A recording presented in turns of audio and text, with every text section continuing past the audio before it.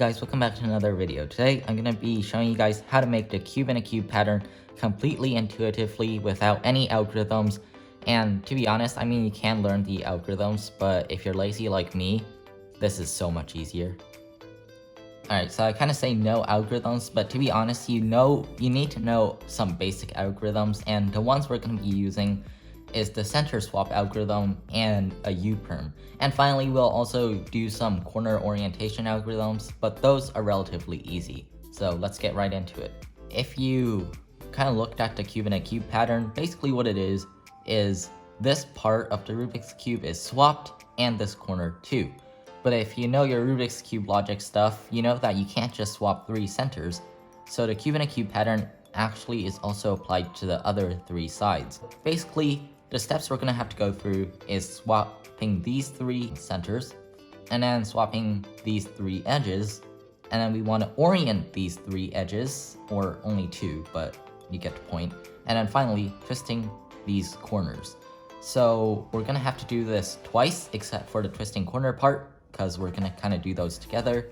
But with that, let's go through all of those steps in detail.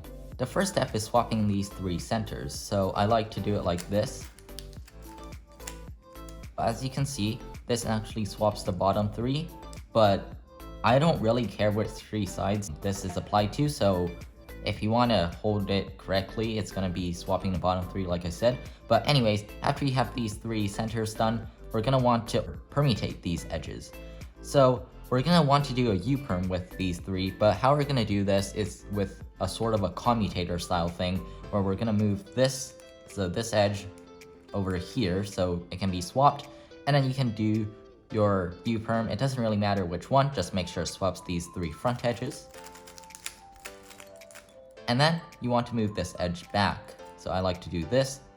And as you can notice, this cycle isn't complete. So what we want is this edge should be red and yellow, this edge should be green and yellow, and etc. So we want to swap it again. Do the same thing. And there we have it. So now these 3 edges are in the correct position. After we have that done, we want to orient these 2 edges because they're not flipped correctly. So there's many ways to do this, but the simplest way that I know is moving this edge right here and flipping both of them at the same time. So I like to do this. And then my edge orientation algorithm goes something like this. So do that 4 times, and then the other side. And then you want to make sure to undo the first couple of moves that you have done. So now we have oriented or permutated, or both of them, for the middle layer. So the next part is to do the same thing on this side. Now I'm just going to time lapse this because it's basically the same thing. But when you're permutating these edges, you're only going to have to do it once.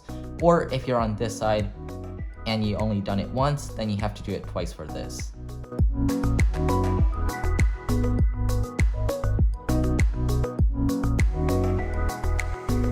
So one thing to keep in mind when you're doing these patterns is you have to make sure you're doing the correct commutators. So the last example, we had to switch these 3, so we had to move this one right here. But sometimes when you're switching some other pieces, then you were going to have to use a couple of different starting moves. For example, when we were flipping these 2 edges, when these 2 need to be flipped, you have to use this starting setup move. But when these 2 need to be switched, you're going to have to use this, and etc. So if you know CFOP, this should be pretty easy. But if you don't know, I might make a video in the future explaining how commutators work, but for now, you might have to search up someone else's video.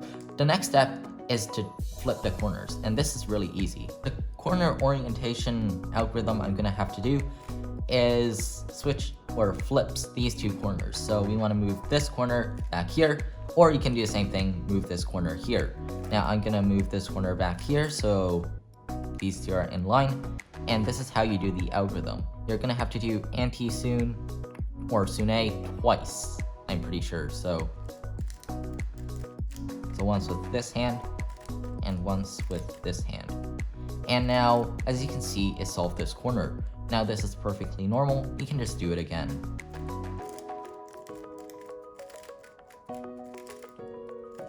And there you go.